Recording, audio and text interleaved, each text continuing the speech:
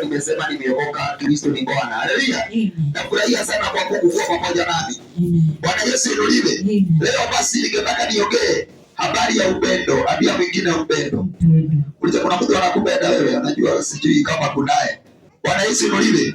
Naongea habari ya upendo ni kwa sababu dunia hii na maisha yetu tunaishi na kutoka kwa baba yetu ambaye ni Yesu Kristo ni upendo. Haleluya. Na upendo ndio unawakilisha kila kitu. Biblia inasema katika kitabu ya John 2:3, ningetaka tu pamoja tusikie inasemaje.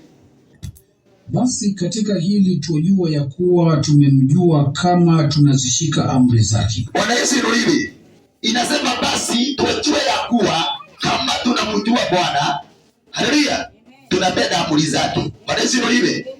Amri unapenda kwa sababu unapenda Bwana. Bwana Yesu inuliwe. Sijui kama nitaongea habari ya kijana ama mwanaume anapoenda anapata mwanamke, anapomuoa ama anapomposa, anamuona mlete kwa nyumba yake. Kile kinafanya waishi na yeye ni kwa sababu mwanamke ule atakuwa na upendo na kutimiza sheria ya ule mume aliyemuoa. Ni kweli ama si kweli?